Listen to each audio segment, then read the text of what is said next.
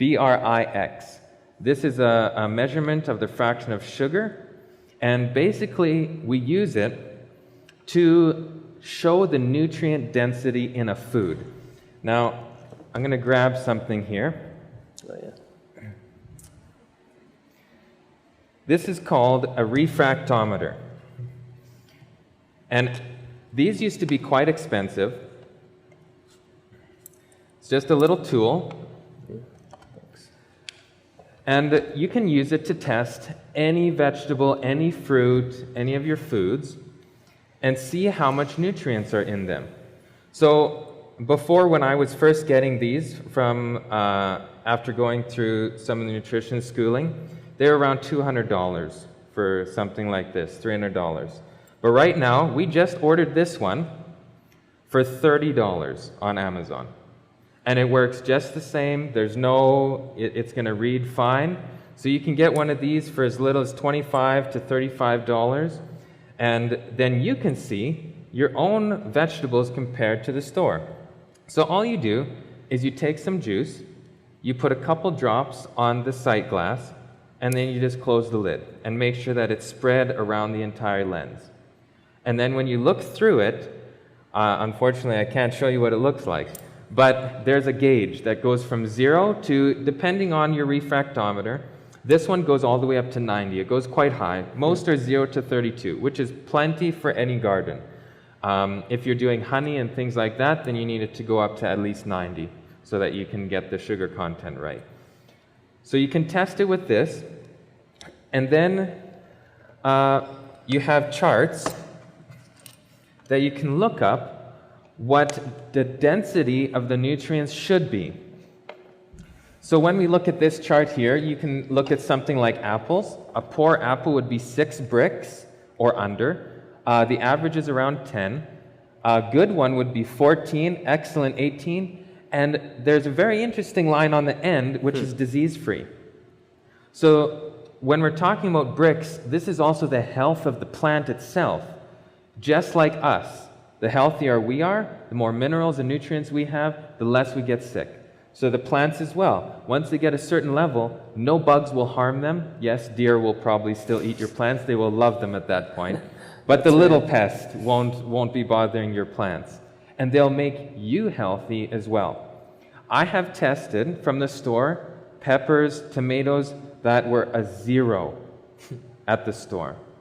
So they look nice and shiny and red, but they were just given the base thing just so to grow and look good on the shelf, and you got nothing from them.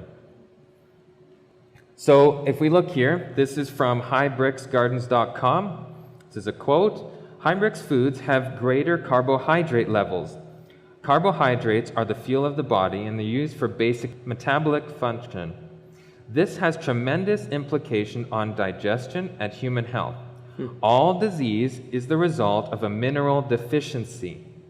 High-Brix plants are insect and disease resistant. Now take note to the last paragraph. Plants in poor health emit an electromagnetic frequency that insects tune into. This in effect calls them in for a feast. Plants in good health emit a different frequency that insects do not tune into. So when you have a sick plant, it actually says, come eat me. I need to be gotten rid of. I'm not good to anybody. So when you have a lot of insect pests, it's most likely you have a sick plant. That does not mean that when you plant your first year of garden, you have some cabbage moths on your cabbage to just, chop them up and throw them back in the ground.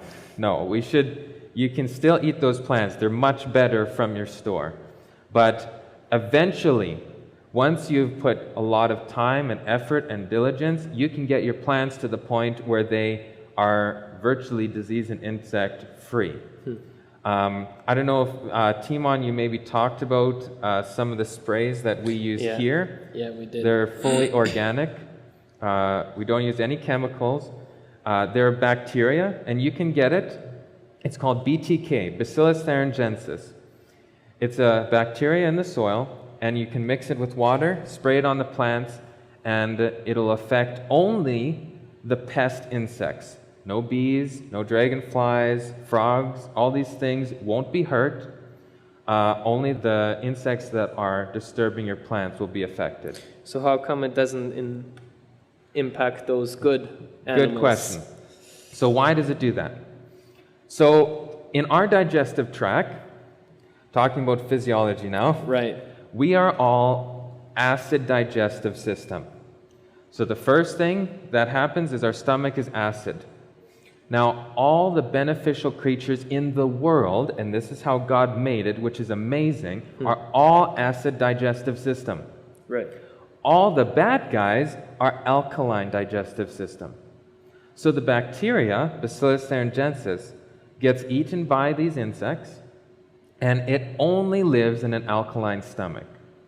So anything that is a pest has an alkaline stomach, the bacteria grows, and then the insect will die. But anything that ingests the bacteria that has an acid stomach, it won't even be affected. The bacteria go in, they die in the stomach, and nothing happens. So you can go, I wouldn't necessarily do this, but you could spray the bacillus on your plant and then eat the plant and nothing would happen. Because it'll go into your stomach, it'll be die because it's in an acid digestive system. Dragonflies are acid, they're good, they eat your mosquitoes, everything. Mosquitoes are alkaline, which is why they use Bacillus thuringiensis, but they use I instead of BTK, so they add it to water, Israelius variety, and that goes into the mosquito and kills the mosquito. So it's the same thing, fully safe to use for anybody, but it's a really great way. You can apply it once every week, every 2 weeks, and the insects won't bother your plants. Right. So a little bit more on the Brix. Poorly balanced soil will produce plants susceptible to disease. Properly balanced soil will produce plants resistant to disease. Insects and disease are the symptoms of a failing crop, not the cause of it. It's not the overwhelming invader we must fear, but the weakened condition of the victim. So this is just emphasizing again, the healthier we get our plants, the happier we're going to be. And also, I don't think this was in here, but the healthier your soil is, the less weeds you have. That is true. Because the balance of, remember I mentioned the bacteria versus fungi? That balance ratio for weeds needs to be high bacteria, no fungi. For your garden vegetables, they're balanced 50-50. So once you get that fungi and bacteria balance proper, the weeds actually are like, hey, I don't even have the right thing to grow, and they just don't grow. So the healthier we get all these things, all the pests start to become easier. Now you will get still some weeds, you're still going to get things, but that's part of our work that we have to do on this world. Nothing's perfect. Yeah. But the better we get to God's plan, can definitely help. Definitely helps. Yeah.